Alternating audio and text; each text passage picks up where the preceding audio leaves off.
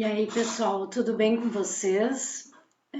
No conteúdo anterior, nós vimos um assunto muito importante que foi a corrente elétrica. E vocês devem ter percebido que para o bom funcionamento de um circuito, de um dispositivo elétrico, eu preciso que circule essa corrente, né, por todos os elementos do meu circuito para que ela transmita, né, a minha informação de energia elétrica, né? A corrente precisa fluir nos terminais do meu circuito, precisa fluir ao longo dos condutores do meu circuito, né? Para que eu tenha a informação elétrica, né, transmitida por todo o circuito e para que eu consiga transmitir, né, fazer circular, fazer fluir essa corrente elétrica. Eu preciso estabelecer uma diferença de potencial entre os terminais do meu circuito, né? E como que eu consigo essa diferença de potencial? Uma maneira que eu poderia fazer é utilizar um capacitor, por exemplo, que é uma fonte de energia, é uma fonte que armazena uma quantidade de carga elétrica, né? E ele armazena essa carga, adquire uma diferença de potencial. Se eu aplicasse ele a um determinado circuito, ele ia aplicar a diferença de potencial no meu circuito e fazer a corrente circular, certo? Mas não se usa um capacitor para fazer funcionar um circuito elétrico que vai funcionar constantemente e que quer que flua uma corrente constante ao longo do circuito. Por quê? Porque quando o capacitor começa a fornecer energia para o circuito, quando a corrente começar a fluir no meu circuito, o meu capacitor vai começar a descarregar. Então, à medida que o meu capacitor vai descarregando, a corrente vai ir diminuindo. Então, não é interessante eu ter uma corrente variável que circule no circuito eletrônico. Eu preciso de uma fonte de tensão, e a fonte de tensão é o elemento de circuito que eu estou querendo introduzir. Eu preciso de uma fonte que estabeleça uma diferença de potencial constante para que a corrente que flua no meu circuito seja sempre a mesma. Eu não quero que a minha corrente fique variando, né, e que chegue até zero. Se eu usar um capacitor e o capacitor descarregar totalmente, a corrente vai zerar, né, e o meu circuito vai parar de funcionar. Então, por isso que o capacitor tem uma utilidade bastante específica, né, que eu falei, que é para start de equipamentos, ou coisas que requerem uma descarga alta de energia, né, bastante intensa em uma fração de tempo bem pequena. Porque para o funcionamento do circuito normal, o capacitor não vai conseguir manter constante a diferença de potencial e com isso a corrente também não vai ser constante no meu circuito, o circuito não vai funcionar adequadamente. Então, para isso nós utilizamos uma fonte de tensão, que pode ser uma bateria, pode ser uma pilha, pode ser uma célula solar. A gente utiliza fontes que realizam um trabalho sobre os portadores de carga. Por exemplo, numa pilha, existem reações químicas, né, naquela solução eletrolítica que está dentro da pilha, que faz com que as cargas sejam separadas nos polos da pilha, de forma a ter sempre a mesma diferença de potencial. Então, constantemente estão acontecendo reações químicas dentro da minha pilha para manter sempre a mesma diferença de potencial, seja 1,5 volt, por exemplo, para que quando eu utilizar essa pilha como fonte de energia no meu circuito, né, minha fonte de diferença de potencial ou fonte de força eletromotriz, que eu já vou falar sobre isso, quando eu aplicar essa diferença de potencial, isso seja um valor constante. A pilha ou a bateria estão constantemente realizando um trabalho nos seus portadores de carga para manter essa diferença de potencial sempre a mesma e para que a corrente no meu circuito circule constantemente, né, sempre com o mesmo valor. E aí eu tenho um funcionamento adequado do meu circuito eletrônico. Então, eu preciso que um componente do meu dispositivo realize um trabalho constante para que a minha corrente que circula aqui no meu circuito seja estável. E essa é a função da minha fonte, que é a fonte de força eletromotriz. A gente vai usar essa palavra, fonte de tensão. A fonte de tensão estabelece uma força eletromotriz epsilon, tá? Na verdade, eu vou representar epsilon, que nem a permissividade elétrica, tá? Só que o Halliday usa esse E assim, mas é um epsilon. Esse epsilon vai ser a força eletromotriz, enfim, força eletromotriz que essa fonte estabelece para constantemente estar executando um trabalho aqui para a corrente circular no meu circuito, sem ficar oscilando e mudando de valor. Então, essa é a função da força eletromotriz, da fonte de tensão. A fonte de tensão faz essa força eletromotriz e acaba que a fonte, então, é que fornece a diferença de potencial para essa corrente circular constantemente. Então, a minha força eletromotriz, ela é muito parecida a grandeza com a diferença de potencial e, inclusive, eu meço isso aqui em volts, que nem eu fazia para a diferença de potencial, tá? Só que eu uso volts para qualquer diferença de potencial que não seja da fonte. Quando eu estiver falando na fonte de tensão, eu uso força eletromotriz, apesar de que, no fim das contas, eles são praticamente a mesma coisa e os dois são medidos em volts, tá? Mas, então, força eletromotriz só vale para fonte de tensão. Se eu fosse falar na diferença de potencial do resistor, é a diferença de potencial do resistor em volts, tá? Então, a força eletromotriz, o nome é força eletromotriz, mas não é uma força propriamente dita, tá? É o nome que ela tem, mas na verdade é um trabalho realizado sobre as cargas para manter essa corrente circulando constantemente aqui no meu circuito. Tá? Existem vários tipos de fonte, por exemplo, bateria, pilha, gerador elétrico, célula solar. Qualquer fonte vai produzir a força eletromotriz necessária para circular a corrente no meu circuito através, então vai produzir uma energia potencial elétrica através de um outro tipo de energia. Por exemplo, uma pilha, ela tem reações químicas, tá? São reações químicas que produzem essa diferença de potencial aqui, separa as cargas, tá? Tem uma solução eletrolítica aqui que separa as cargas e estabelece a diferença de potencial, para no fim eu converter então essa energia química aqui numa energia elétrica. E assim funcionam as fontes de tensão, tá? Elas vão fazer o trabalho nas cargas usando algum tipo de energia para no final converter isso em energia elétrica fornecida aqui para o meu circuito. Na verdade, ela estabelece a diferença de potencial que faz com que circule uma corrente no meu circuito, tá? Então, a gente vai usar esse epsilon para o símbolo da fonte. Lembra que eu tinha usado um símbolo assim para a fonte?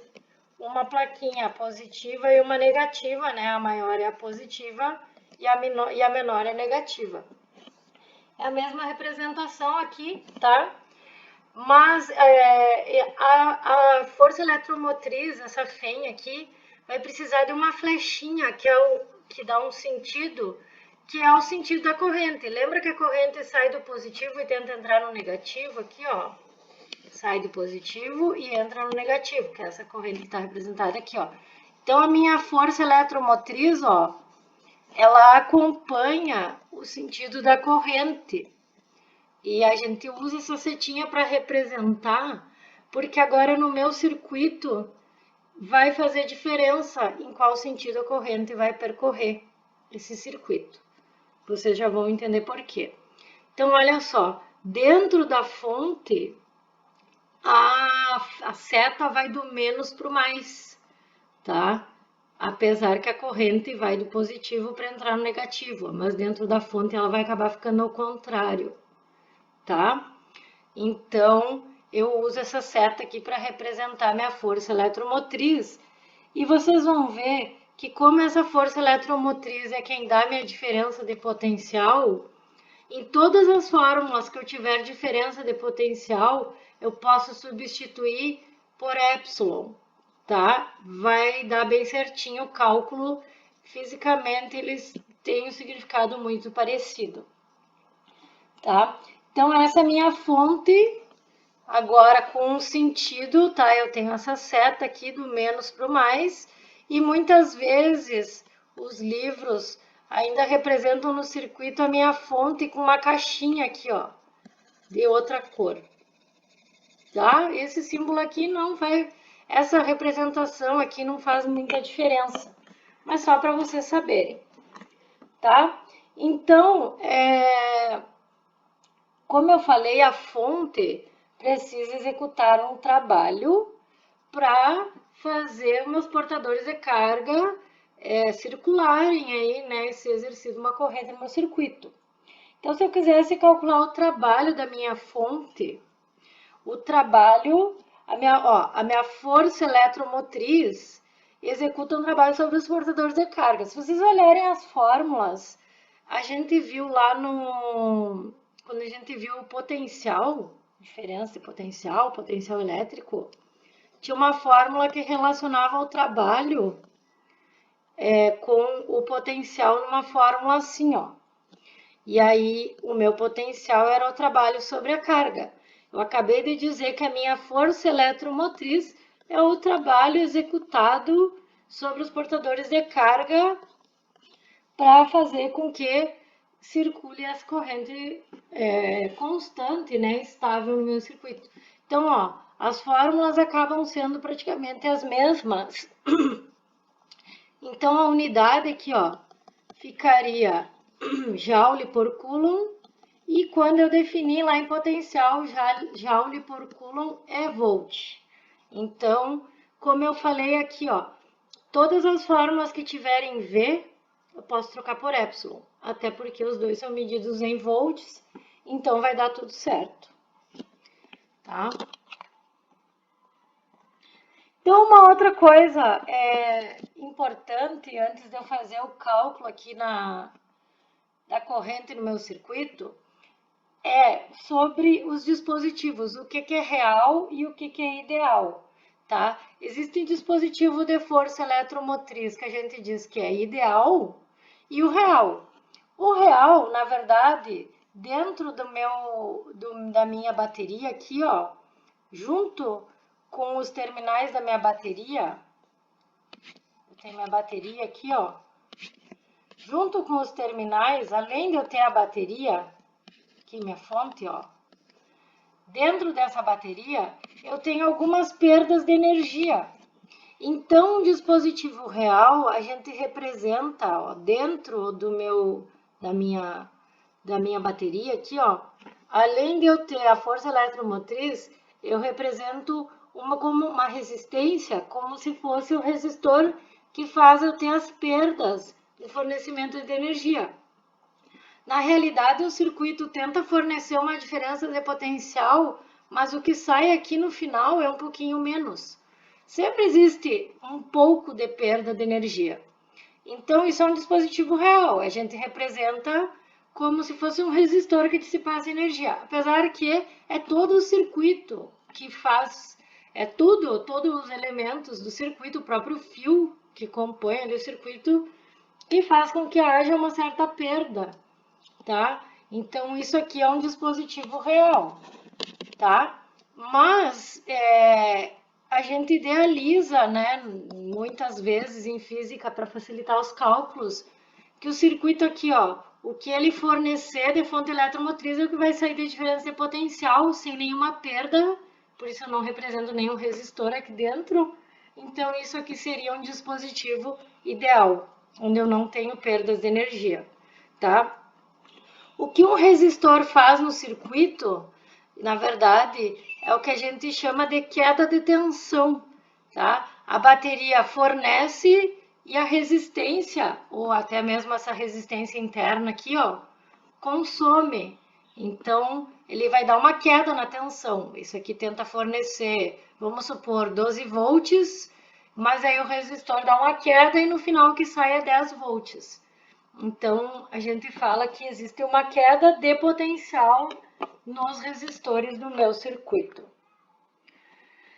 Tá? Então, uma das coisas que a gente vai querer fazer é calcular a corrente num circuito que pode ser de uma malha ou de mais de uma malha. Então, nós vamos começar pelo caso mais simples, que é o circuito de uma malha. Uma malha é um caminho fechado só, tá? Uma malha eu tenho apenas um caminho. Por exemplo, o circuito que eu tinha representado antes ali, tá? Onde, por exemplo, eu tenho uma fonte, vamos supor que aqui é um dispositivo ideal, ó. Eu tenho uma fonte positivo e negativo, minha corrente sai do positivo, né? Entra no negativo, e eu tenho um resistor. Então, isso aqui é uma malha, ó. Só existe um caminho para a corrente percorrer. Então, isso eu chamo de circuito de uma malha. Não tem nós, não tem ramificações. Então, existem dois métodos para calcular a energia no circuito de uma malha. Um é o método da energia e o outro é o método do potencial. Pelo método da energia, o método diz assim: a energia líquida total fornecida por um dispositivo de força eletromotriz deve ser equilibrada pela energia dissipada pelo circuito ou pela energia armazenada pelo circuito, tá? Então, assim, ó, isso aqui é uma verdade, independente de eu usar esse método ou não. A energia total fornecida deve ser equilibrada pela energia dissipada. Tudo que o meu circuito fornece, na verdade, ele fornece uma diferença de potencial, mas que anda junto com a energia, tá? Tudo que o meu circuito fornece é tudo que é dissipado ao longo do circuito. Ou se eu tivesse capacitores que fossem armazenar energia, também. Tudo que é fornecido aqui é tudo que o circuito precisa para armazenar ou para dissipar, tá? Eu tenho que ter um balanço. Lembram que existe a conservação da energia? Não posso sair perdendo coisa no meio do caminho, tá? O que eu for dissipar é o que for fornecido aqui no meu circuito, tá? Então, guardem que tudo que é fornecido pela fonte vai ter que ser dissipado ou armazenado ao longo dos elementos do meu circuito, tá? Conservação da energia. Então, a lei da conservação da energia diz que o trabalho realizado pela fonte é igual, aqui é uma fonte ideal, né? Não tenho resistência junto aqui, é igual à energia térmica que aparece no resistor. Vamos usar a simbologia matemática aqui para entender melhor. Ó, de acordo com a lei da conservação da energia, o trabalho e a energia andam juntos, lembram? O trabalho realizado pela fonte é igual à energia térmica, né? A energia da fonte, que na verdade é um trabalho nos portadores de carga, é a energia térmica, a energia que o resistor dissipa. A energia da fonte é igual à energia que o resistor dissipa. Quem que é a energia da fonte? O trabalho da fonte. Lembra que trabalho, potência, é trabalho sobre tempo ou energia sobre o tempo? Essa é a definição, né? Então, o trabalho da fonte ou a energia da fonte é a potência da fonte vezes o tempo. Isso aqui é minha fonte, né? Vamos falar aqui fonte. Apesar que essa definição vale para qualquer elemento no meu circuito. A fonte, qual que era a potência da fonte? Lembram que a gente tinha uma fórmula lá que era V vezes I? E eu acabei de dizer para vocês que tudo onde tem V eu posso trocar por epsilon, que é a força eletromotriz. Então, epsilon vezes I vezes o tempo é o trabalho realizado pela fonte. O trabalho da fonte tem que ser igual à energia térmica do resistor. Fórmula de energia de resistor sempre é relacionada à potência. A gente sabe analisar a potência de um resistor. Então, a energia, que é a potência do resistor vezes tempo, eu tinha como fórmula de potência Lembra que aparece resistência quando é energia térmica. Uma das fórmulas era I ao quadrado vezes R. Era uma das fórmulas da potência do resistor. A gente já viu isso, vezes o tempo. Então, vamos igualar, né? O que é fornecido tem que ser dissipado. Epsilon vezes T é I ao quadrado vezes R vezes T. A energia da fonte é igual à energia do resistor. Então, I eu corto aqui, o T com o T eu corto aqui. Então, epsilon é igual a I vezes R. Se eu quisesse calcular a corrente, epsilon dividido por R. Lembram de uma fórmula que eu falei que alguns autores chamam de lei de Ohm, que era V é igual a R vezes I? Olha aqui, ó. É a mesma fórmula. Sempre eu posso trocar V por epsilon. Se eu soubesse, eu nem precisava ter calculado. Mas a prova está feita. Tá? Então, pessoal, só fazendo um comentário adicional sobre a formalidade matemática. Na verdade, eu falei que a força eletromotriz é o trabalho realizado sobre as cargas, né, sobre os portadores de carga para manter a diferença de potencial, né, o bombeamento de cargas na minha fonte de tensão, tá? Mais formalmente falando, a gente escreve que a força eletromotriz é esse trabalho realizado por unidade de carga, mas mais formalmente ele é dentro de uma derivada, tá? Se eu fornecesse, né, se fosse variável os portadores de carga ali, o trabalho realizado seria diferente, né? Então ele varia com os portadores de carga, então mais formalmente falando, a força eletromotriz é dentro de uma derivada, mas dificilmente a gente vai fazer o cálculo pela derivada, tá? E se eu usasse essa derivada, eu poderia ter usado lá para calcular a corrente pelo método da energia através dessa derivada, mas eu ia chegar na mesma resposta, tá? Porque se o trabalho aqui, ó, se eu isolar esse trabalho aqui dentro desse diferencial, aqui dentro dessa derivada, vai ser epsilon de Q, e eu sei que a carga tem uma relação com a corrente, né, usando todos os termos de derivadas que a gente conhece, né? A corrente era a derivada da carga no tempo, né? A taxa de passagem de carga aqui, né, numa área de seção transversal. Então, o meu dq, tirando daqui, né, seria I dt. Então, substituindo aqui, ó, no meu trabalho, eu teria epsilon I dt, né? E aí, pegando a relação de potência de resistor, por exemplo, né? Porque nós estamos com um circuito, esse cálculo aqui da corrente, pelo método da energia, era um circuito que tinha uma fonte e um resistor, né?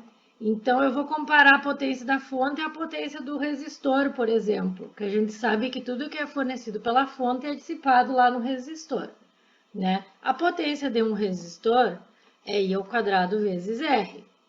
Esse termo aqui é um termo de fonte, né? Aqui vai vir meu termo de resistor. Potência, por definição, é a taxa de realização do trabalho, né? Isso aqui, então, é I ao quadrado vezes R.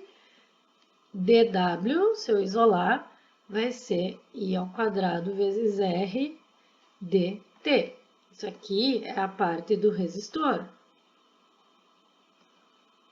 né? Juntando os dois trabalhos aqui, ó, eu ia ter que epsilon I dt é I ao quadrado R dt, os dt simplifica, uma corrente aqui simplifica, eu fico com epsilon igual a I vezes R, e é epsilon sobre R, tá? É a mesma dedução que eu fiz antes, só que antes eu fiz sem a formalidade das derivadas, mas é a mesma coisa, tá?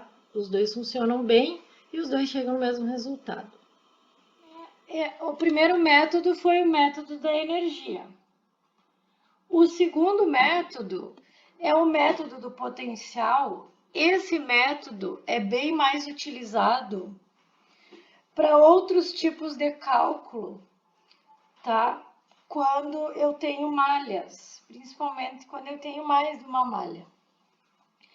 Então, esse método também é bom guardar e ele tem umas regrinhas que eu aconselho vocês a gravarem, tá? O método diz que a diferença de potencial entre dois pontos quaisquer de um circuito é a soma algébrica das variações de potencial encontradas ao percorrermos o circuito de um ponto ao outro ao longo de qualquer caminho. Parece difícil o que diz, mas vocês vão entender e vão gravar. Se eu pegar dois pontos no meu circuito e quiser calcular a diferença de potencial, eu vou somando algebricamente todas as variações de potencial encontradas ao percorrer o circuito nesses dois pontos que eu quero fazer o cálculo da diferença de potencial. Então, eu percorro no meu circuito, eu vou de um ponto ao outro, tem que ter dois pontos para calcular a diferença de potencial. Tudo que eu encontrar que dê variação no potencial, por exemplo, resistor, fonte, eu vou contabilizando essa variação no potencial de tudo que eu passar no caminho, tá? Se eu somar tudo isso de um ponto ao outro, tem a diferença de potencial entre os dois pontos, tá? Isso aqui é uma verdade e eu tenho uma outra verdade que não deve ser esquecida, que se chama regra das malhas ou lei das malhas de Kirchhoff, tá?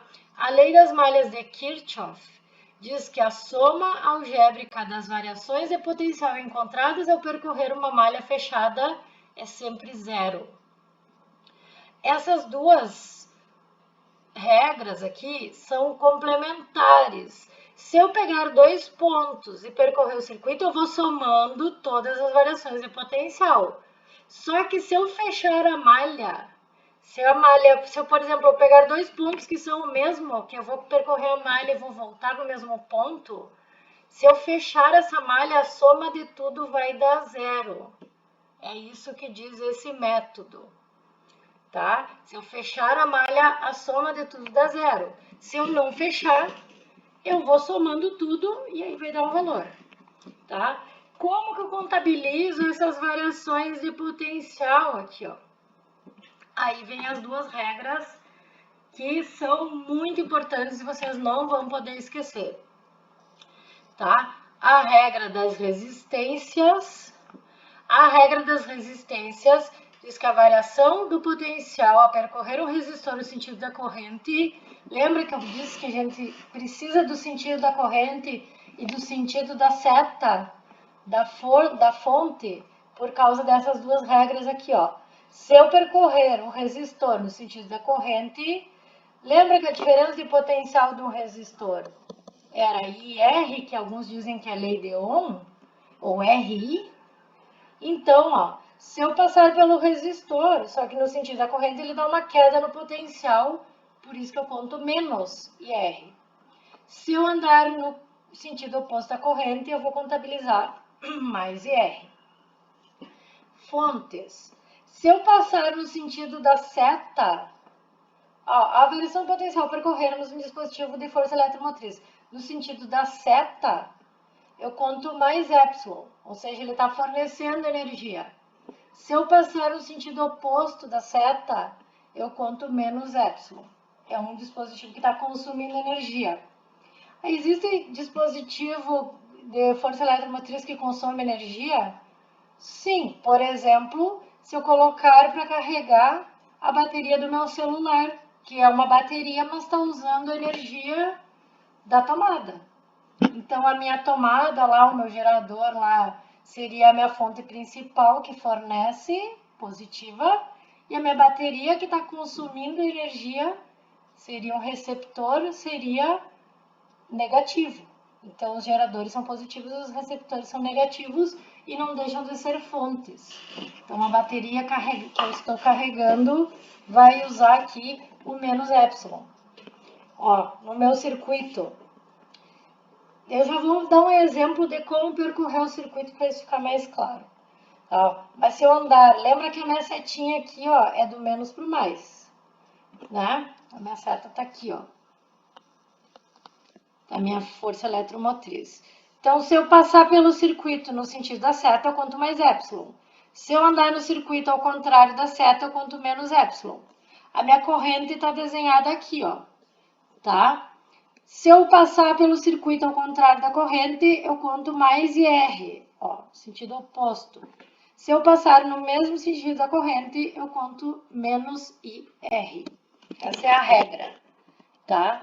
Então, exemplo. Vamos pegar um circuito para nós calcularmos.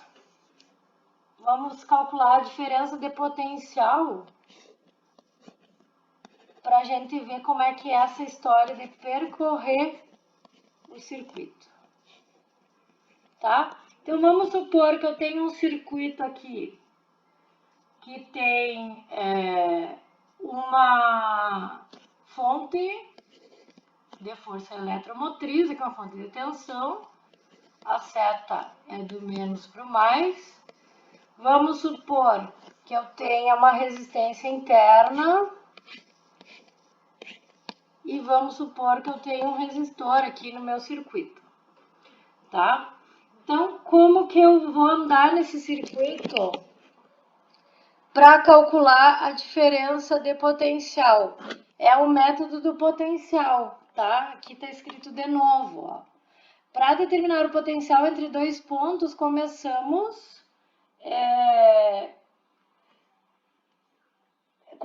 em um dos pontos e percorremos o circuito até o outro ponto, somando algebricamente todas as variações de potencial que encontramos no percurso. Isso é o que diz o método do potencial, tá? Eu só estou me repetindo aqui, ó.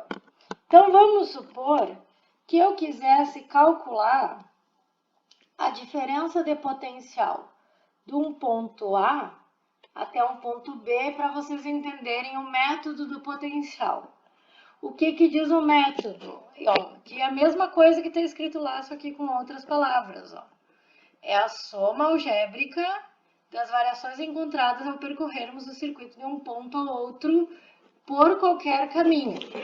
Então, se eu quisesse calcular a diferença de potencial, vamos supor que eu vou ir do ponto A ao ponto B. Esse aqui é o ponto inicial, esse aqui é o ponto final.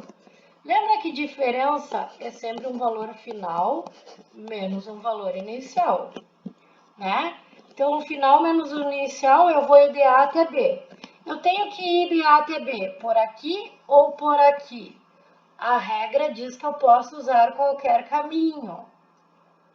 Então, se eu usar qualquer caminho, tanto faz desde que eu use as regras corretamente. A corrente eu preciso desenhar antes, para eu não me atrapalhar. A corrente sai do positivo e entra no negativo. Então, eu vou percorrer o meu circuito aqui, ó. Tá? Então, para eu percorrer o circuito dessa forma aqui, eu vou fazer aqui de A até B, então, vou fazer no sentido da corrente para começar. Não é obrigado, tá? Eu que vou fazer. Então, ó, se eu for de A até B nesse sentido aqui, ó, que é o da corrente, eu vou passar pela fonte e por essa resistência interna. O que diz a regra? Se eu passar pela fonte no sentido da seta, eu conto mais epsilon. Então, aqui, ó, eu vou contar mais epsilon, é positivo, e eu vou passar pelo resistor, que é a resistência interna, no mesmo sentido da corrente, ó. Eu conto menos IR, a regra que diz. Então, VB menos VA é epsilon menos IR. Essa é a diferença potencial. Ó, percorri, já cheguei no ponto B, não tenho mais nada, contei todas as diferenças de potencial encontradas no meu caminho. É isso que diz a regra. Eu vou somando tudo até chegar no ponto em questão. Então é isso, VB menos VA é isso aqui. Ah, mas a regra diz que eu poderia fazer o caminho contrário.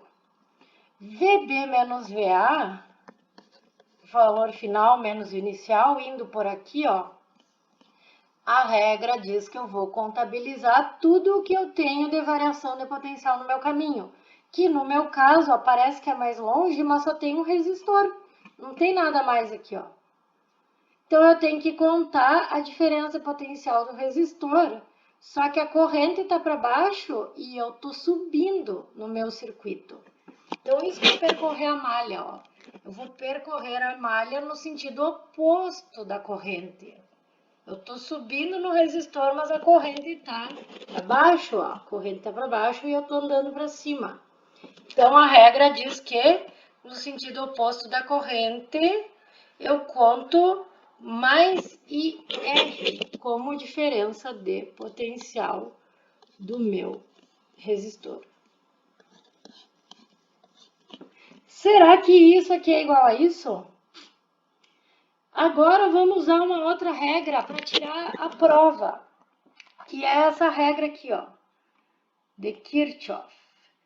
A lei de Kirchhoff das malhas me diz que se eu fechar a malha, ao percorrer a malha fechada, a soma tem que dar zero das diferenças de potencial. Então, só para tirar a teima, ó, vamos supor que eu fosse do ponto A até o ponto A, ó. Se eu fizer a diferença de dois pontos iguais, isso aqui tem que dar zero. O que a regra diz é isso.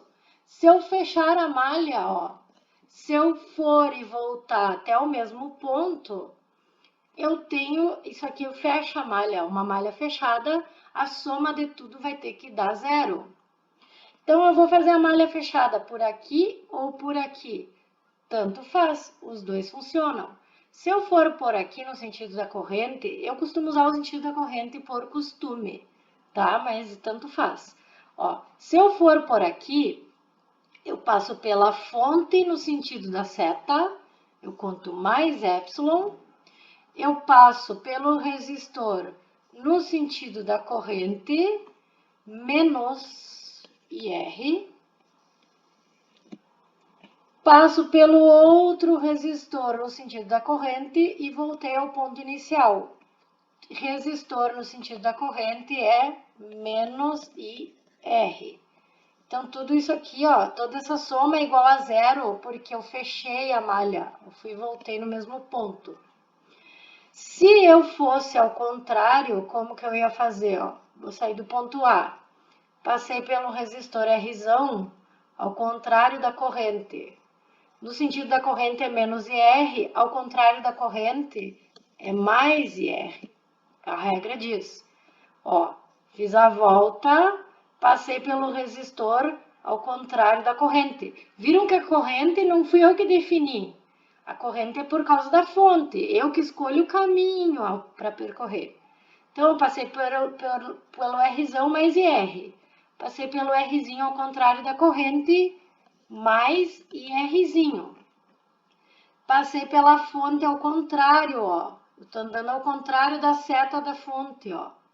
Então, essa fonte agora é menos epsilon. Cheguei no ponto inicial, se eu fechei a malha, isso aqui vai dar tudo zero. Se eu fizesse isso aqui vezes menos 1, o menos epsilon fica mais epsilon, o mais IR fica menos IR, e o mais IR fica menos IR, é igual a zero. Olha se não é igual, ó. Então, tanto faz o caminho que eu vou escolher. Se eu pegar a regra corretamente, eu vou sempre chegar no mesmo resultado. Lembra que eu queria ver se isso aqui era verdade, ó? Então, olha só. Se epsilon menos IR igual a zero, epsilon menos IR é igual a mais IR. Epsilon menos IR é igual a IR. VB menos VA, VB menos VA. Isso aqui é igual a isso, ó. Então, eu fiz o procedimento correto.